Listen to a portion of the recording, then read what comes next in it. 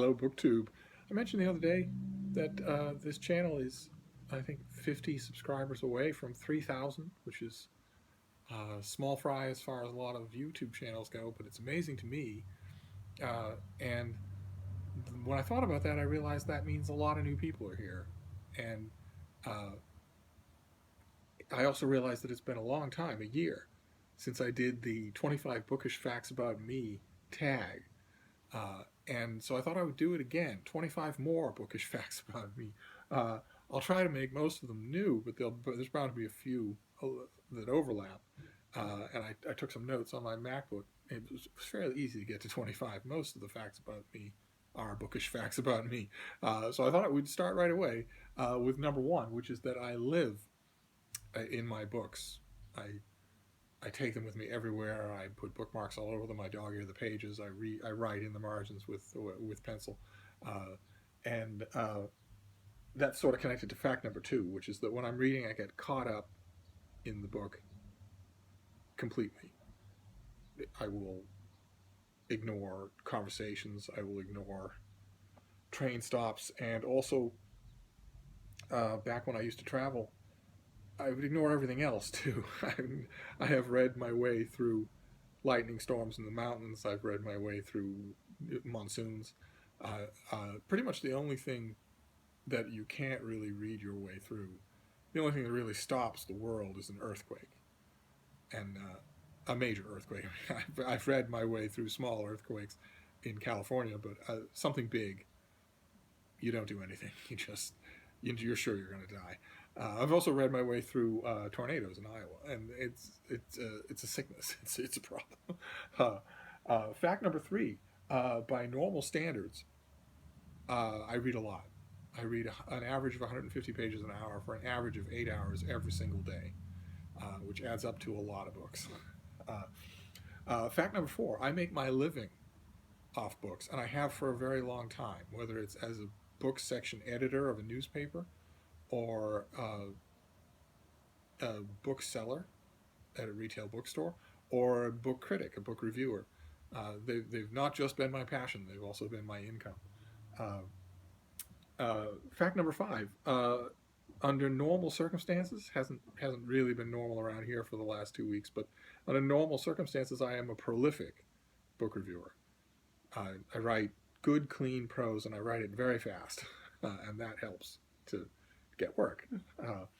Fact number six: because I am a prolific book reviewer, I tend to read every new book as though I were going to review it. I read it pencil in hand. I read it taking notes. I read it keeping an eye on what the author is doing, even if I don't end up reviewing it. And I found that that doesn't actually decrease the pleasure of reading at all. I adapted to it completely. Uh, and fact number seven: because I tend to read every new book as though I were going to review it, I have come to infinitely prefer ebooks to printed books. Ebooks, you can search the entire text in an instant for one word, which comes in really handy if you get to page 150 and realize that you don't remember when Aunt Ethel was introduced, but she's turned out to be really important. I've lost count of how many books in the pre-ebook days. I've lost count of how much time I have wasted paging back through a printed text to try and figure out when a concept or a person was introduced that I didn't realize was going to be so important to the review. Uh, I can also take, on an ebook, I can take an infinite amount of notes and I can always read them. And I can also send those notes anywhere. It's kind of consult them. It's infinitely preferable.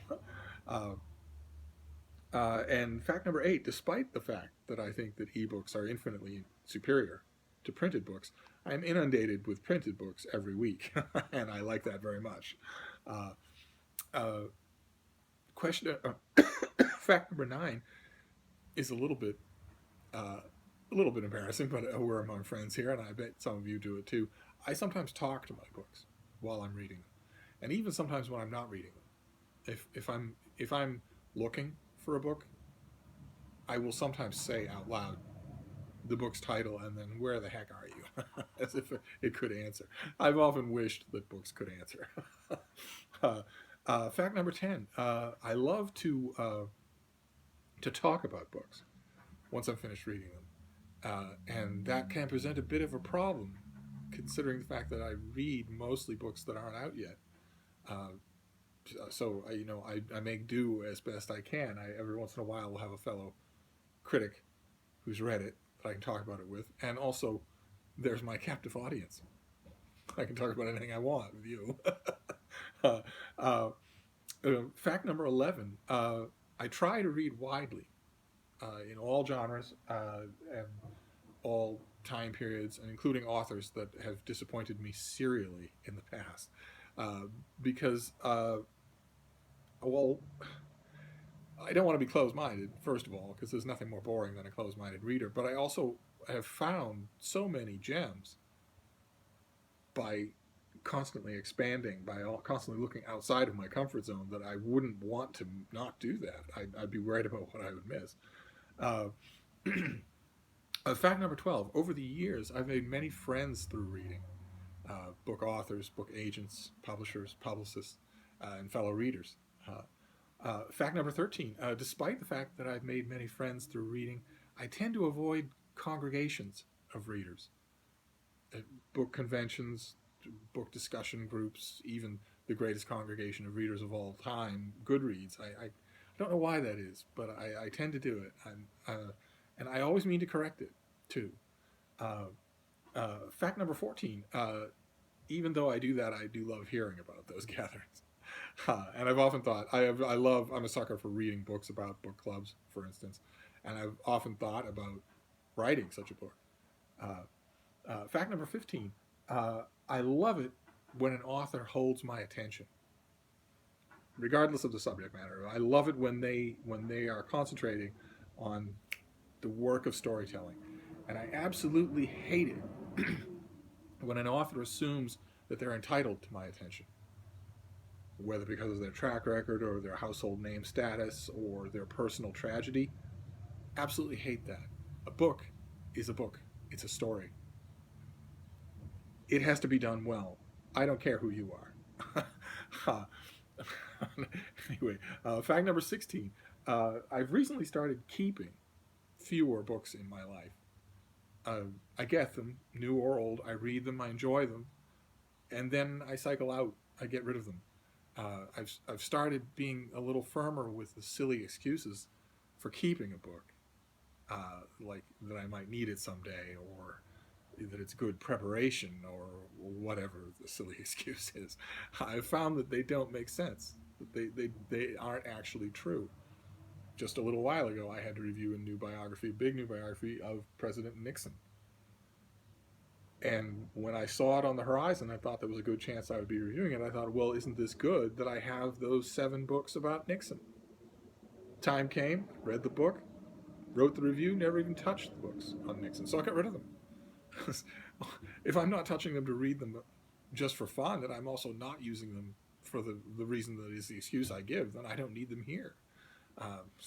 So fact number 17: as a result of that, my personal library, it's still way too big.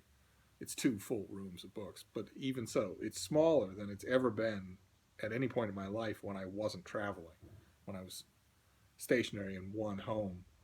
This is the smallest library I've ever had. It could still be smaller, but still. Let's see here. Fact number 18: in addition to enjoying getting books, which you all know because you see me get them every day, and in addition to enjoying reading them, which was the earlier fact in this list that I love, I get absorbed in the reading of them. I also love giving books. I really do. I like nothing better than finding a good recipient for a book and giving it to them. Fact number 19: I have a lot of preferences when it comes to reading. I've my preferences, pro and con. I prefer nonfiction to fiction. I prefer long books to short books. I prefer complex books to simple books. But even so, I try to work against those preferences consciously, because I a preference, especially if you're reviewing a book, a preference will dispose you to give it a fairer shake than it deserves. You should be meeting it on completely level ground, and also preferences can blind you to new discoveries. So I try to work against them as much. I know they're there, but I try to work against them. Fact number 20: I have absolutely no interest whatsoever in books as collectible or valuable objects.